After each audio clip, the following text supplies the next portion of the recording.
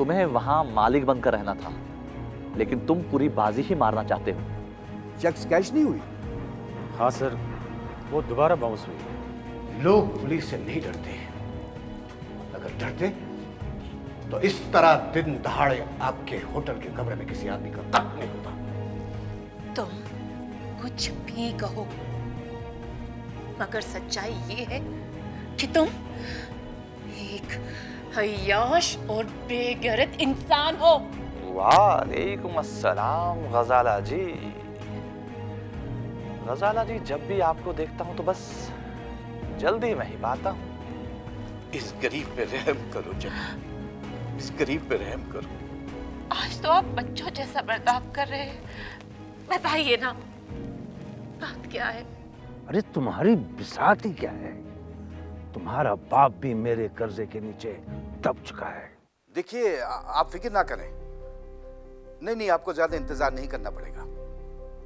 हाँ, ये तो हमारी बदकिस्मती है कि चेक बाउंस हो चुका है। जी नहीं, हाँ जरूर। हाँ, वालेकुम सलाम।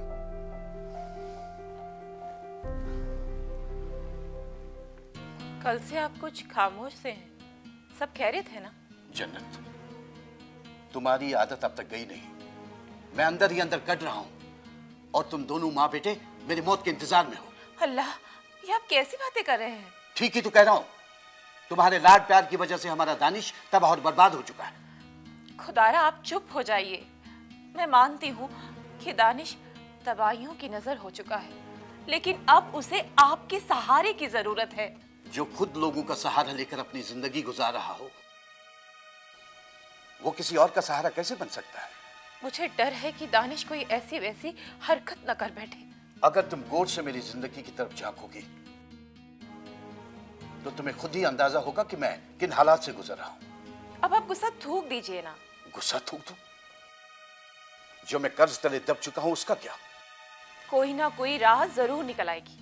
जन्नत, प्लीज प्लीज जन्नत, मेरी सब्र का इम्तिहान मत लो। मुझे मेरे हाल पे छोड़ दो, प्लीज प्लीज जन्नत, प्लीज। मेरी जहनी हालत इस वक्त बिल्कुल ठीक है, क्योंकि आजकल मेरा सफर कामयाबी की ओर रवां दवा है। मैं जानता हूं अनवर चौधरी को आपने चारों खाने चित कर दिया है। बस उसी दिन का मुझे इंतजार है, जब मेरे पांव होंगे और अनवर चौधरी का सर।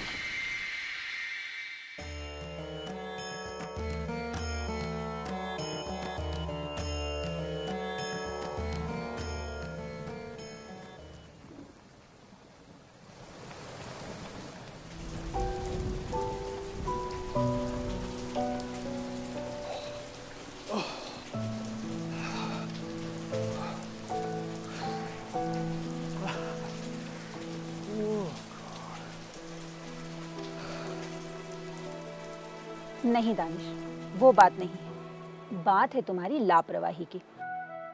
अगर तुम लापरवाह नहीं होती तो बात कुछ और होती।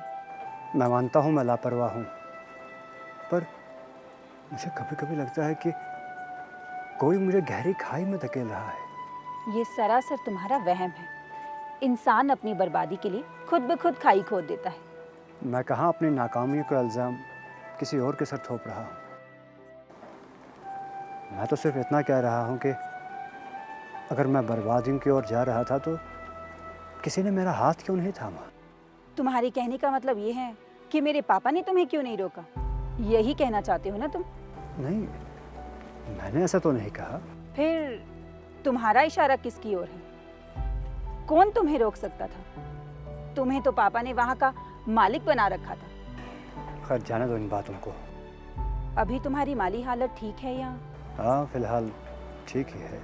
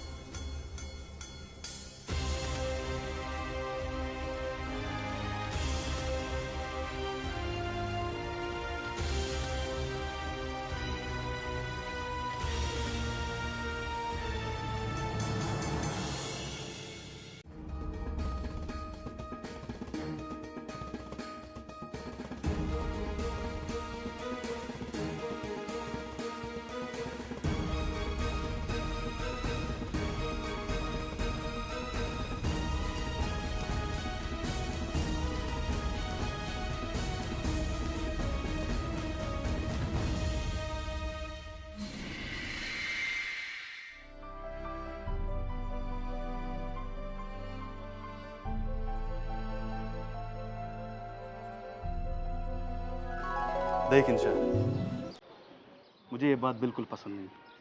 तुम नासिर से साफ साफ क्यों नहीं कहती हो कि तुम उससे प्यार नहीं करती? अनवर, तुम इतने उतावले क्यों हो रहे हो? मैं तुम्हें पहले ही बता चुकी हूँ कि नासिर कैसा इंसान है और किस हद तक जा सकता है। किस हद तक जा सकता है? मार डालेगा ना मुझे तो ठीक है, मुझे उस बात की कोई परवाह नहीं। अनवर, तुम सब्र करो, सब्र का फल मीठा होता है।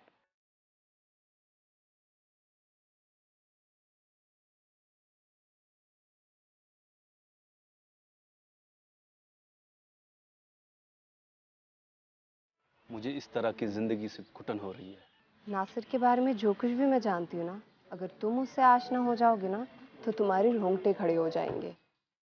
तुम किस बारे में बात कर रही हो? एक बारी नासिर ने अपनी बहन को किसी गैरमर्द से बात करते हुए देखा, और तुम्हें पता है नासिर ने उस लड़के का क्या हश्र किया? क्या किया? क्या हुआ उस लड़के का? नासिर के गुंडों ने उस लड़के का पीट पीट के ऐसा हाल कर दिया ना कि बेचारा अस्पताल में दम तोड़ बैठा। ये नासिर के किसी गुंडे ने तुमसे बात कही होगी ताकि तुम नासिर से और भी खौफजदा हो जाओ। ये बात मुझे नासिर के किसी गुंडे ने नहीं बोली, मैं इस बात की खुद गवाह हूँ। उस लड़के के घर वालों ने नासिर के खिलाफ कोई रिपोर्ट दर्ज नहीं करवाई क्या? वो बेचारे तो बहुत गरीब है, वो क्या रिपोर्ट दर्ज करते नासिर की?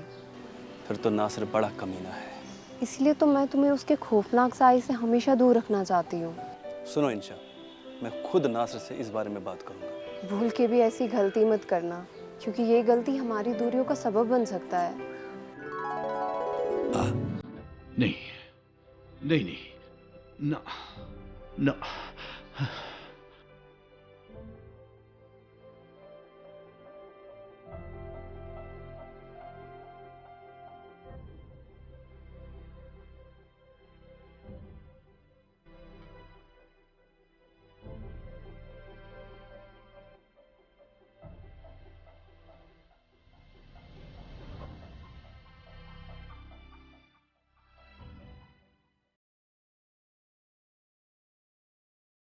जनाब,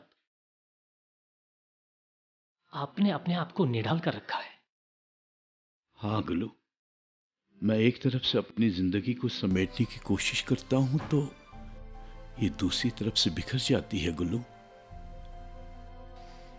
मैं जानता हूं साहब जी, दानिश ने आपकी जिंदगी अजीरन कर रखी है।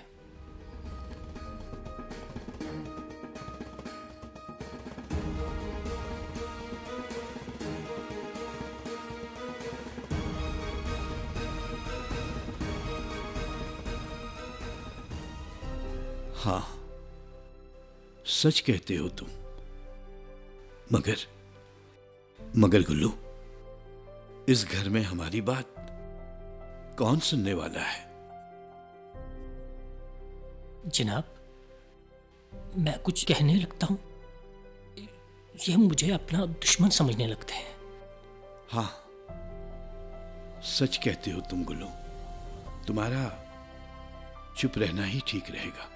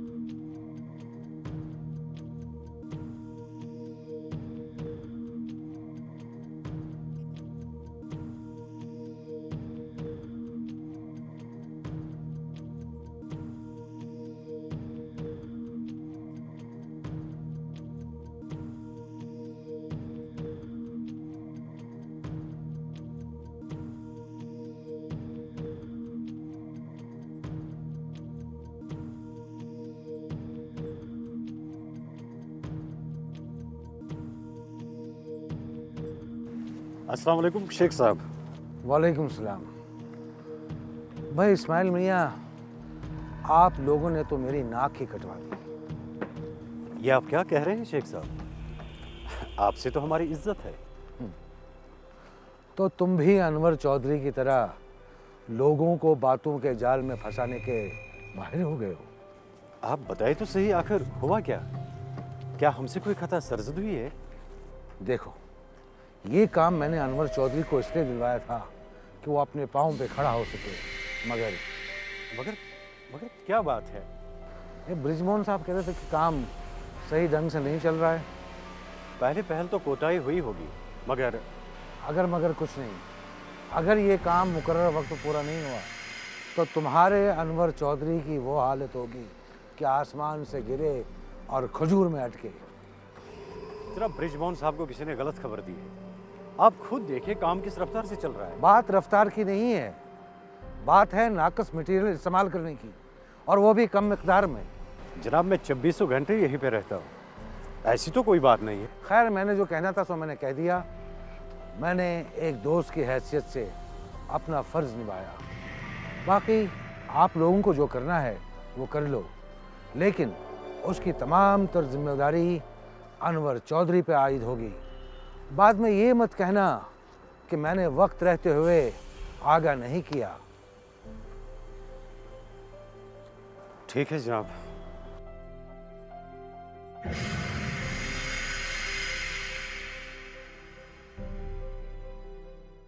करीम खान सर,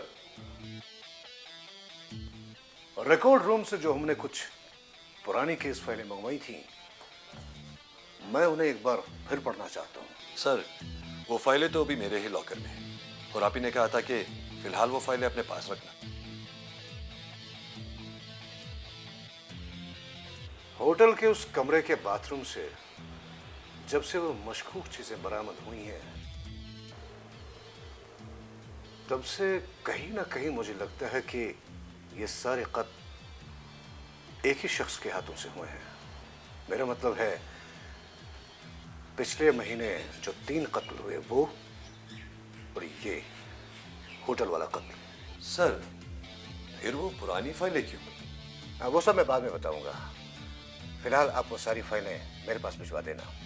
ठीक है सर, मैं खुद आऊंगा। करीम खान, यहाँ कोई ऐसा बाजार है जहाँ दवाइयाँ वगैरह बिकती हों? है सर, एक बाजार है जहाँ पे हर किस्म की दवाइयाँ बेची जाती हैं। गुड, आप जा सकते हैं। ठीक है सर।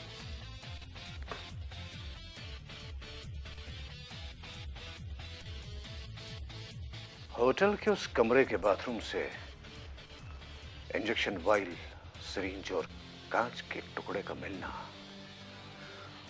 और इंस्पेक्टर करीम खान का यह कहना कि बाथरूम का नल खुला था, ये सब बातें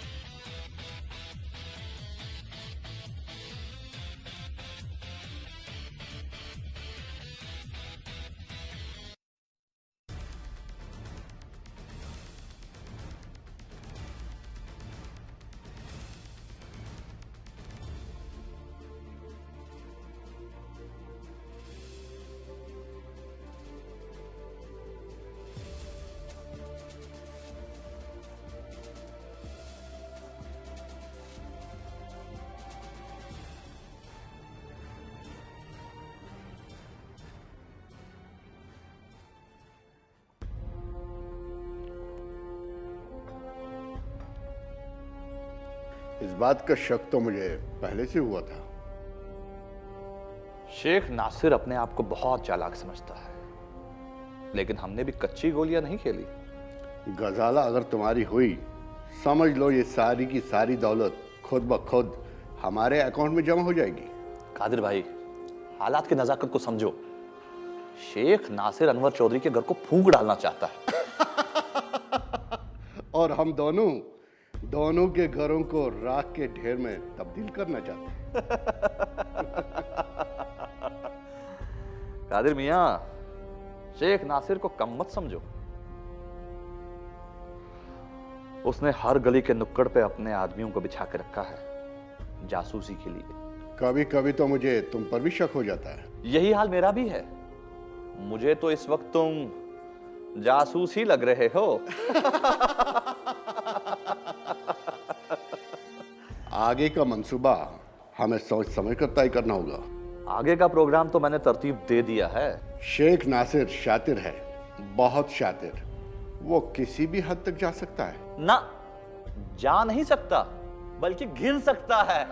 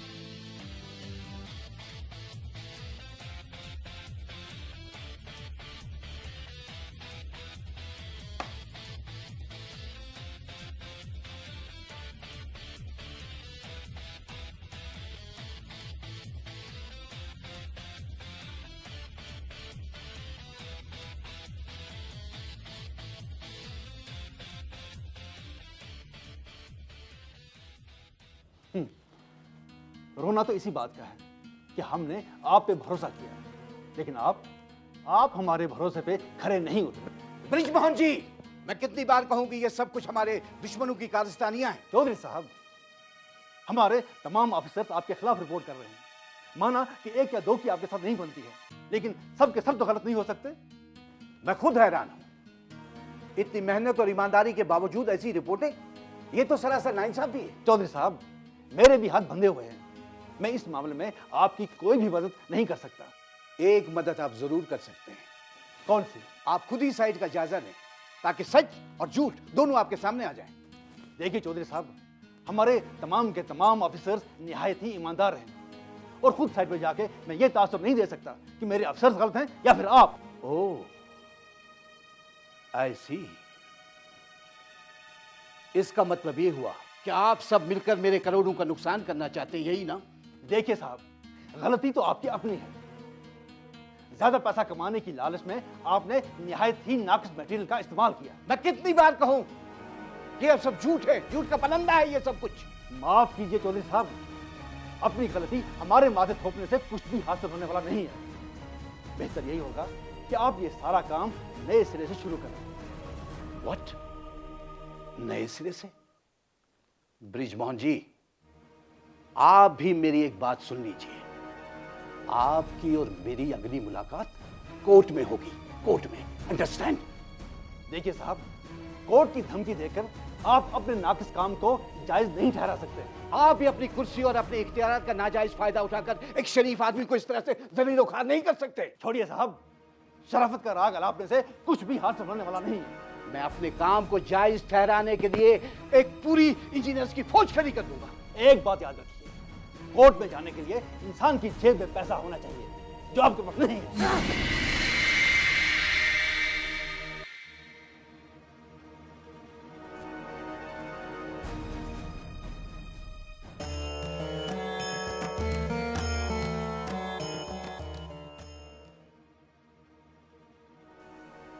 लगता है तुम्हें इस घर का पानी रास नहीं आ रहा है।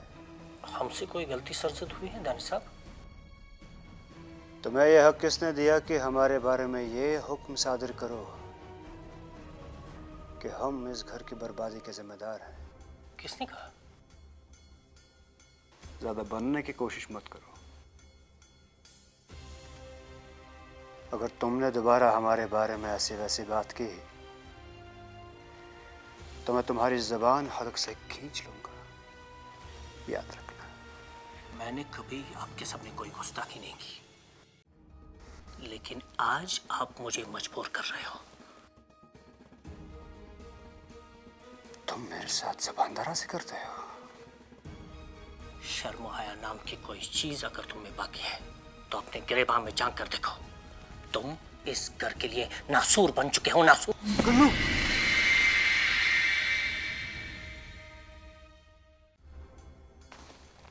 तुम मुझे तुम कहकर पुकारते हो, इस घर का नासूर बताते हो। आज मैं तुम्हारी जान लेकर हूं। अरे तुम क्या लोगे मेरी जान? तुम तो खुद एक जिंदा लाश हो। तुमने इस हंसते खेलते घर को तबाह बर्बाद करके रख दिया है। तुम्हारी हिम्मत कैसे हुई मुझसे यूं बात करने की? हाथ नीचे करो दानिश साहब, मैं तुम्हारी हर बात से वाकिफ हूं। तुम खुद नहीं जानते नासिर शेख ने तुम्हें किस तरह एक खिलौने की तरह इस्तेमाल किया। आज तू मेरे हाथों मरने वाला है गुल्लू। दानिश साहब, तुम क्या मारोगे मुझे? तुम मेरा कुछ नहीं बिगाड़ने वाले, क्योंकि मैं भी उसी नासिर शेख का खास आदमी हूं जिसका तुम साथी है। मैं जानता था, मुझे पूरा यकीन था कि तू इस घर में जासूस है। मगर ये बात अब तुम किसी को नहीं बता सकते, क्योंकि मैं जानता हूं तुम्हारे ऊपर नासिर शेख के कर्जे की तलवार किस तरह लटक रही है।